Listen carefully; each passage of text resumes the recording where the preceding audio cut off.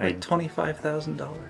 Yeah, I spent all of it on Pokeballs and Repels because I need to get 50 Pokemon in the Pokedex to get the item finder for leftovers. I've been fighting so many battles without buying anything that all my money got stockpiled. I wonder if there are any Pokemon that are based on weird child drawings. Mimikyu? Is it? No, but it has like a child's drawing face. I'm curious when I'm going to get hard-walled because like the beginning of this run was definitely rough, but it wasn't even as hard as it could have been because the game gives you Thief so early, so killing a Starmie wasn't that bad. Now I'm just kind of steamrolling with a Butterfree with only Confusion, not even Psybeam. You're not gonna give it Aerial Ace? Aerial Ace is a physical move, so I honestly don't know if it or Gust would do more damage, because... Oh no, wait, right, this is Gen 3. Yeah, I guess I might as well just give it Aerial Ace over Gust. The actual first evolution of Butterfree. Got the antennae, the eyes. Butterfree looks like one of those dolls where you squish it and the eyes pop out. Yeah, it really does. I remember, this might have been over a year ago, I just randomly was thinking about this, one of those dolls. Like, if you just Google, like, squishy doll where eyes pop out, just some ugly thing pops up. But I was thinking of, like, a Japanese, like, anime one, and it took me, like, literally all day. I even asked people in this Discord then, and, like, I need help remembering what this is, because I can't remember, like, what it's called or where I found it.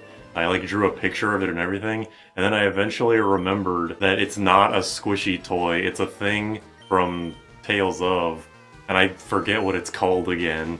It wasn't even a real squishy toy, it was just like a cute little doll from the series. I kind of felt bad, because one person actually posted on a subreddit, like a tip of my tongue subreddit. I kind of remember that, but I didn't know there was a resolution to it.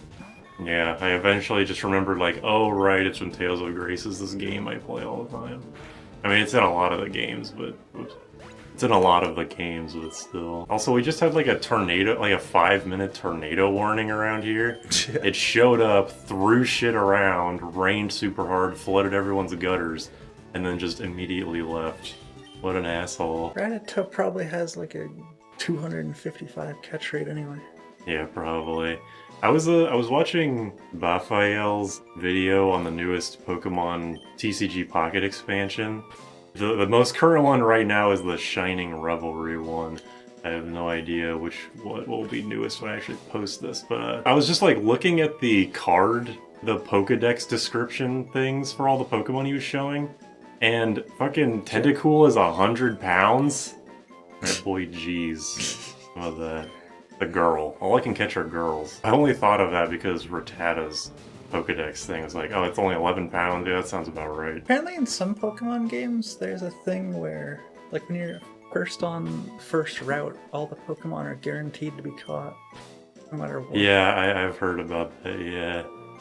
I wanted to do colon V, but there's no colon. What about like this? That's kind of like a colon. It's like Cyclops from the X-Men shooting a laser while making a V face. Do exclamation point docket. What is docket? Oh, never mind. I'm a fucking idiot. It has to be all lowercase. Yeah. The wiki. This literally makes 0 sense for this Pokemon, but whatever. Also, it's a girl again. I hate it when people like are allergic to periods in every sentence in their thing they're writing has to end in an exclamation or a question mark or an ellipses. That's the writing of Deep Sea Prisoner. When you read like copies for descriptions for games and stuff, that happens a lot. Like just descriptions, like it'll be like, can you get it in a question mark? Skibbity exclamation point, but don't gubba ellipses. I see what you mean. You go to like any failed Kickstarter for a game, that'll be the case. Even all of the successful ones. Just go to any Kickstarter at all. You know what Meowth sounds like in Japanese? But the exact same. Meowth is the only character that's voiced the same in every language. He's always in English. No, in the Japanese version, he's like, oh. Oh, I am a French cat. Imagine if Intimidate sharply cut your attack. Then it would probably... It's already like the best ability in the game, at least competitively, so... it would be even more ridiculous. I feel like a great ability competitively would be the one where you heal your status effect when you switch out. That one is also good. Also, that guy could give me an Everstone for catching 20 Pokemon. That fucking sucks. I now know that an Everstone is like Pokemon breeding item, but fucking the kids that are gonna play this game are gonna know that. I already ranted about this at the beginning of Emerald. I don't need another Gen 3 Pokemon video to be about ranting about hidden game mechanics. I've been playing a lot of oh yeah, I don't have Flash. I'm playing a lot of Final Fantasy XIV because a friend of ours, Naomi, has been playing it and I want to play it with her. And I'm like kind of stunned at how not very fun it is at all. It's weird because like I'm playing a lot of it. I'm up to like level 40 something. Going into Final Fantasy XIV, I was like, oh, I'll like watch the cutscenes because people say that the story is what's like the good part about it. Which first of all is ridiculous, paying like that much money just to watch cutscenes in an MMO. But the dialogue was so like not interesting after playing for about 2 hours that I just stopped. I'm playing as the White Mage, and now that I have a bunch of moves, it's like slightly more interesting, where it's like I'm trying to keep up my regen on myself, keep up the arrow damage over time on the enemy, and you know, just spam my 1-1-1-1-1-1 until the enemy dies, as you do. Skipping all the cutscenes is kind of funny because for any quest, like main quest or side quest, if the objective is like go out into the wilderness and find a man, there's a greater than 50% chance that when you get there, you'll like talk to the guy and he'll be like, aha, I tricked you. You fell into my trap, and he summons a bunch of enemies you kill in one hit, and he's like, oh no, you're more powerful than I thought. Like this happens so much that I just kind of assume that anytime I'm told to go talk to a guy, that's gonna happen. It's pretty funny. It's interesting how MMOs have become such single-player games. Yeah, I remember a big problem when I was playing MapleStory was like switching from channel to channel, having to like find an empty area so I could actually farm monsters for item drops or monster kills or whatever. That has not happened a single time. I barely I barely see anybody out in the overworld in 14. It's kind of weird. In MapleStory, they made a chair that says CC on it. Really? Yeah. A chair. 14 just like vomits experience at you. It's really not hard to, yeah, it's not hard to level up and become overpowered. And like, I know that this is, well, I assume that this is like a common MMO thing, but not like a quest, like a regular quest. You can be overleveled for that. But if you do what do they call them? MSQs? I don't know, like dungeons. Instant dungeons. The game will actually de-level you to be like the appropriate level, so you can't just wipe everything. And like, I get why they do that, but also it makes me just feel ridiculously underpowered, and like my leveling up is for no reason. Like, it'd be one thing if you de-level me, but I get to keep all like my abilities. But no, if you de-level too much, then the game locks you out of your higher level magics and skills and stuff. Oh, it's manky in here. I once saw a Twitch streamer say that the Final Fantasy XIV story was shitty, and then the whole chat raged. I mean, it seems like the newest expansion, I don't know what it is. It's the one after Ends Vein? I don't know. The one with end in the name. Endwalker? Yeah. Apparently that one is bad, but I don't care. I'm not going to be reading it anyway. I'm not even going to get that far because I'm not going to be paying for this game. Apparently if you pay for Final Fantasy XIV, you like lock yourself. Go to hell. First of all, you go to hell. Second of all, you lock yourself out of ever being able to be a free trial member ever again. So it's like if your month runs out, well, your character is locked in 14 hell.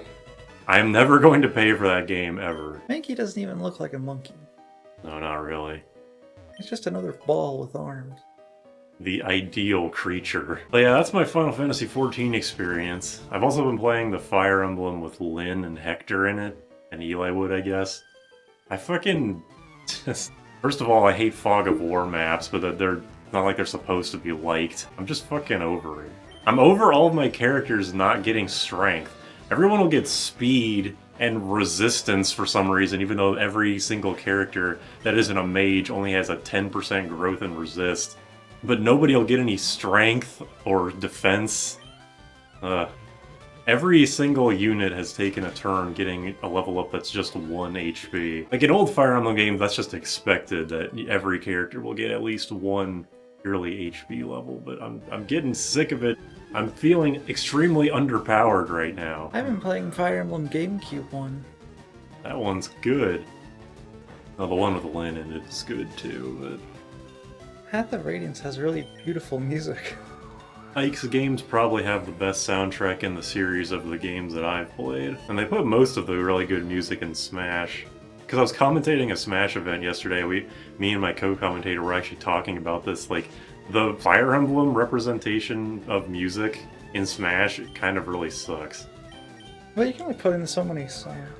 I don't Unless know, you're King of Fighter. They could, well yeah, exactly, it's like, they could just fucking throw in every song if they really wanted to. It's a Nintendo series. Onyx bad. Onyx is very bad. Steelix is good, but you can't even evolve it into Steelix and Fire Red until you beat the game.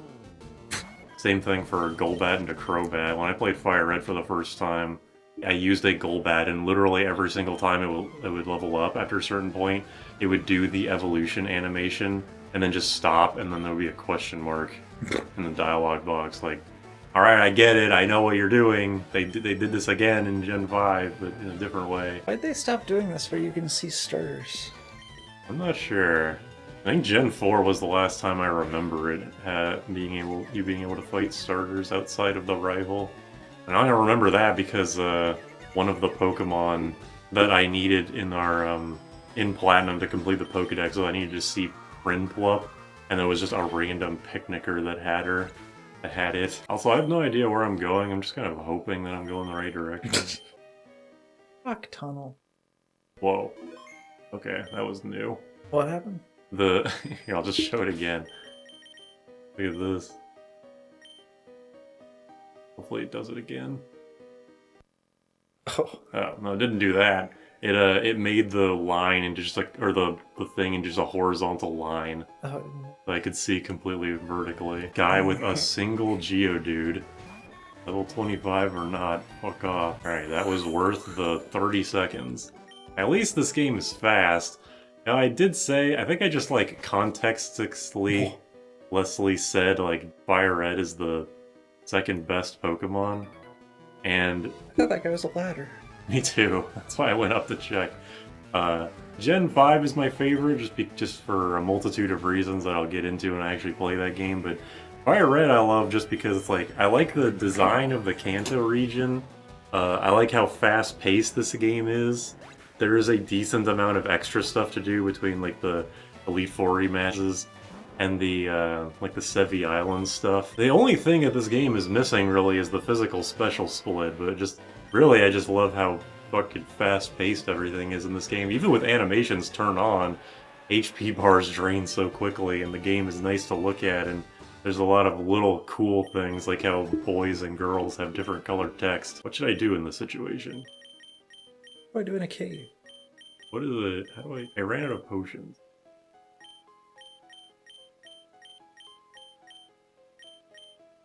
What's a trainer?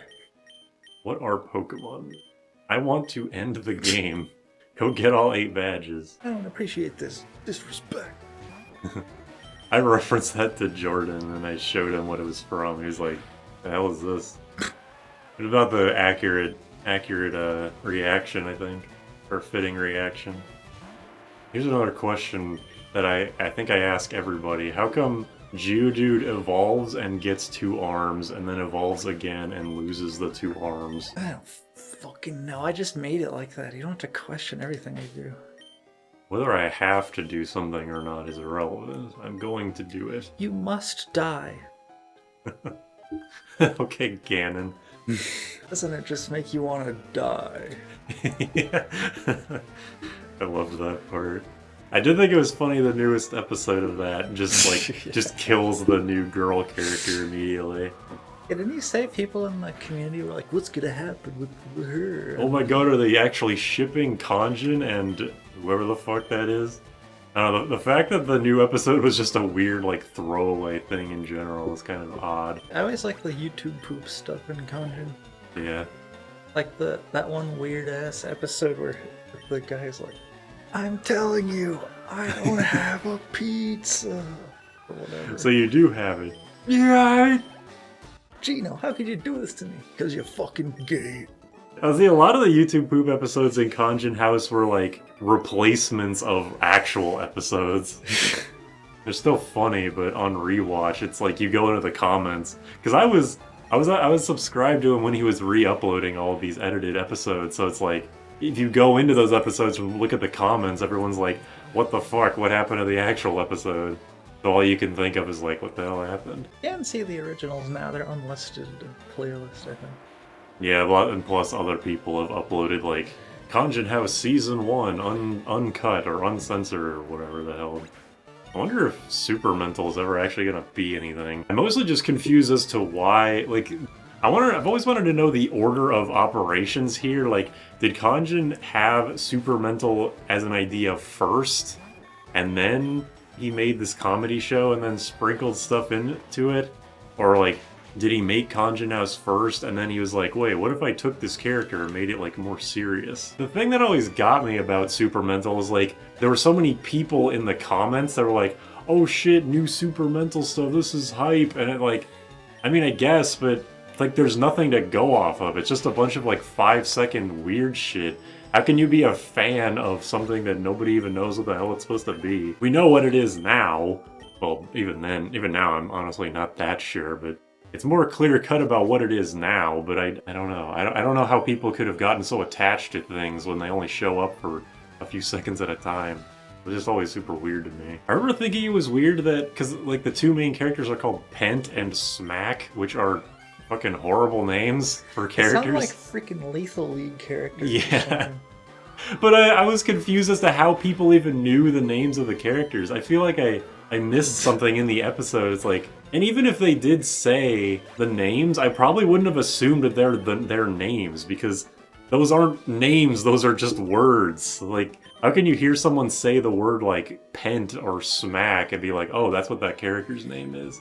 It's like how in movies or TV shows a random character won't be named, but you'll like watch the credits of the episode or movie and it'll be like, Fred. It's like, who the fuck was Fred? It's like, it was that guy that showed up for 3 seconds and had one line of dialogue. This is such a nothing thing to, like, I'm not even complaining, I'm just confused. I've been confused about this for years.